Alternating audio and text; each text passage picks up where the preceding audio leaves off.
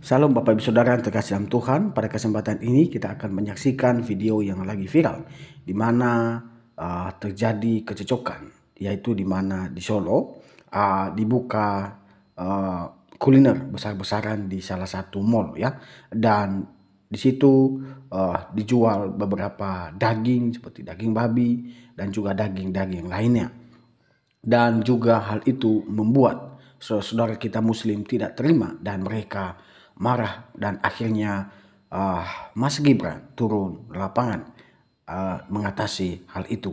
Mari kita dengar bagaimana kejadian. Tuhan Yesus memberkati kita.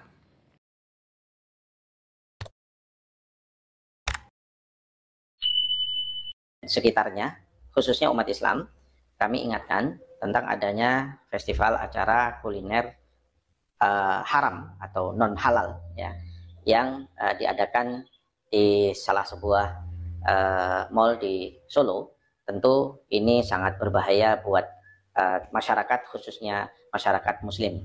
Kami mengajak masyarakat Muslim untuk menghindari acara ini dan jangan menghadiri acara itu, mengingat di sana akan tersebar banyak makanan-makanan yang tidak halal dan mengakibatkan kepada terjerumusnya seorang Muslim kepada memakan makanan yang diharamkan oleh Allah Subhanahu wa Ta'ala.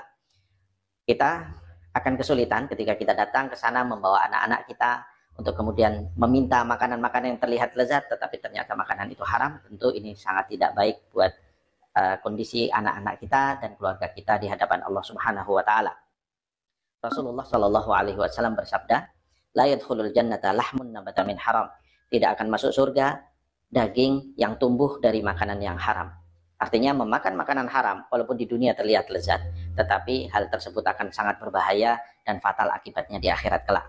Oleh karena itu, kami atas nama Dewan Syariah Kota Surakarta mengingatkan kepada masyarakat Solo dan Solo Raya secara umum, khususnya kaum muslimin, agar tidak menghadiri acara tersebut dan mengabaikan acara tersebut dan berhati-hati dengan acara demikian demi menjaga agama kita, keselamatan kita di hadapan Allah Subhanahu wa Ta'ala. Semoga Allah Subhanahu wa Ta'ala menjaga kita semuanya. Demikian dari kami. Assalamualaikum warahmatullahi wabarakatuh. Logikanya kan sederhana. Kalau kita lihat ada tukang mie ayam yang dia menjual itu di dalam mie ayamnya pakai minyak babi kan, dia nggak ngumumin gitu. Kita makan karena kita tahu mie ayam kan, yang kita tahu mie ayam ya halal, makan habis makan, habislah itu. Tahu-tahu ada orang ngasih tahu, itu orang itu jualan pakai minyak babi. Kita konfirmasi betul nggak betul. Lu kok nggak ngomong, kita marah pasti kan? Pasti marah.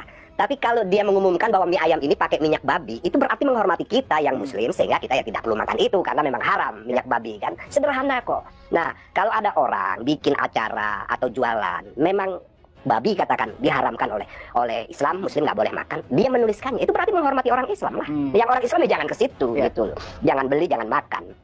Ini memang menyangkut pola pikir keberagaman. Jadi sebagian orang memang dalam memahami agama itu masih dipengaruhi oleh doktrin-doktrin yang tidak bersahabat. Ini sebetulnya bagian dari tugas kita untuk meluruskan, membangun pola pikir yang lebih baru, yang lebih beradab di zaman sekarang ini.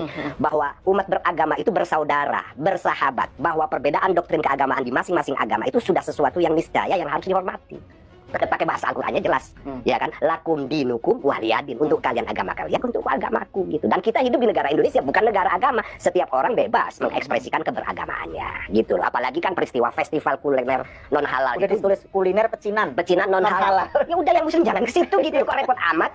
Jubirnya lah ya, jubirnya Humas di SKS. Dia takut kalau umat muslim khilaf dan mencicipi kuliner yang dilarang oleh agama Islam ini. Ya harusnya tidak dalam bentuk festival, tidak di tempat semacam ini, di tempat umum. Kita takut teman-teman yang keterbatasan agamanya merasakan enak, minta tambah, repot gitu ya. Nah, itu berarti dia menyepelekan saudara muslim yang lain gitu. Seolah-olah dengan adanya seperti itu, orang Islam yang lain itu kok tidak punya iman untuk menegaskan bahwa itu haram, ya saya nggak makan gitu. Dan saya yakin orang Islam sebagian besar di Indonesia ini itu bahkan fobia terhadap makanan haram. Kita ingin meluruskan dalam berpikir. Setiap manusia itu dalam melakukan dosa itu tidak bertanggung jawab atas orang lain. Ada makanan yang dijual tulisannya non halal. Ini umpama, kok tahu-tahu ada muslim yang makan. Ya kita nggak punya dosa, itu urusan dosa dia. Bahkan kalau pakai teori usul fikih, dosa seperti itu disebut dosa yang lazim. Lazim itu artinya dosa yang tidak merugikan orang lain.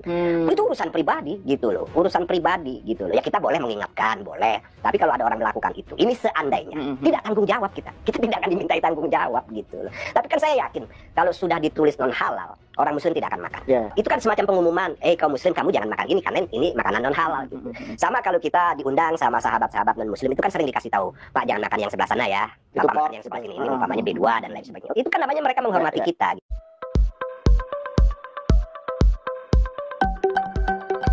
Di mana ada masalah, di situ ada mobil Gibran. Ya, kata-kata itu mungkin cocok untuk disematkan pada kebiasaan anak sulung Presiden Jokowi yang saat ini menjabat sebagai Wali Kota Solo, Gibran Rakabuming. Bagaimana tidak, lagi-lagi pada Sabtu 6 Juli 2024, Gibran kembali meninggalkan mobil dinasnya di Solo Paragon Mall karena persoalan protes kuliner non-halal. Kira-kira ada apa ya? Nah, duduk perkaranya bermula dari protes salah satu ormas di Solo atas digelarnya acara kuliner non-halal di Solo Paragon Mall. Bahkan, festival kuliner yang diikuti 34 peserta ini sampai sempat berhenti dan ditutup oleh kain hitam lantaran protes dari ormas tersebut. Padahal, ini bukan pertama kalinya festival kuliner non-halal diadakan di Solo. Menanggapi hal itu, Gibran pun segera turun tangan. Dalam unggahan di akun Instagramnya pada Jumat 5 Juli 2024, bersama dengan caption bertuliskan Solo Kota Toleran, Gibran mengumumkan bahwa festival kuliner itu kembali dibuka. Tak hanya itu, Gibran juga sekaligus meninggalkan mobil dinas Toyota Kijang Innova berplat AD1 itu di bagian depan mall. Chief Markom Solo Paragon Mall, Veronica Lahji pun membenarkan soal keberadaan mobil dinas Gibran sekaligus dibukanya kembali festival kuliner non-halal dengan sejumlah catatan dan pembatasan. Ini bukan pertama kalinya Gibran meninggalkan mobil dinasnya. Misalnya, saat adanya laporan pungutan liar oleh Lurah Gajahan di Solo, Gibran meninggalkan mobil dinasnya di lokasi terjadinya pungli. Atau saat adanya kasus dugaan perusakan makam di Mojo Solo, keberadaan mobil Gibran yang ditinggal kembali terlihat. Dan juga sejumlah insiden lainnya di sekitar kota Solo. Kira-kira besok ketika Gibran resmi menjadi wakil presiden, bakal ada mobil berplat RI2 ditinggal di TKP nggak ya?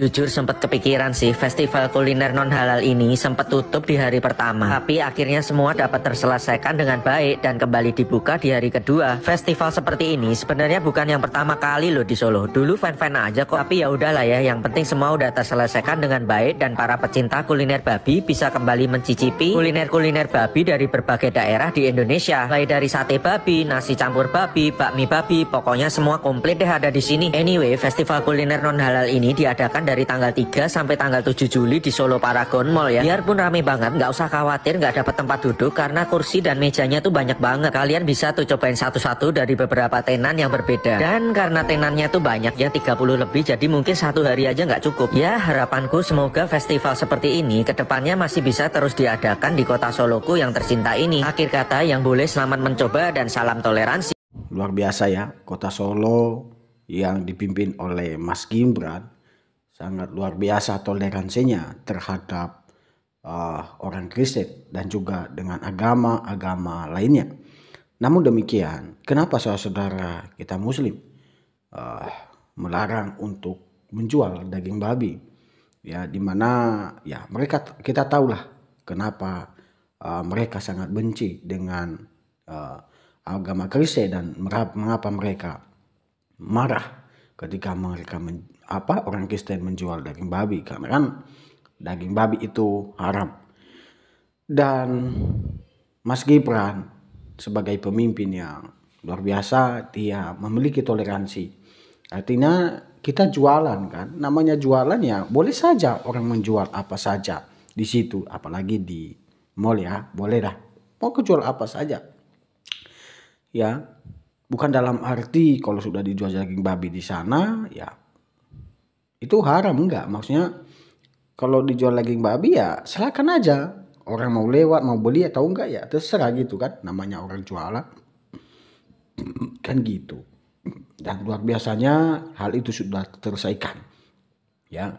Memang hanya oknum-oknum tertentu saja yang melakukan hal demikian ya. Marilah kita cerdas dalam berpikir, maju untuk membangun negara kita ini untuk lebih majulah ke depannya. Wow, luar biasa Mas Gibran turun lapangan, dan juga ya kita terus mendoakan pimpinan kita ini di dalam Tuhan supaya diberikan hikmat oleh Tuhan. Mari Bapak Ibu Saudara, sebagai pemimpin yang takut akan Tuhan, pasti Tuhan tolong dan akan bijaksana. Ya, ini tanggapan saya. Semoga kita cerdas dalam memberikan tanggapan.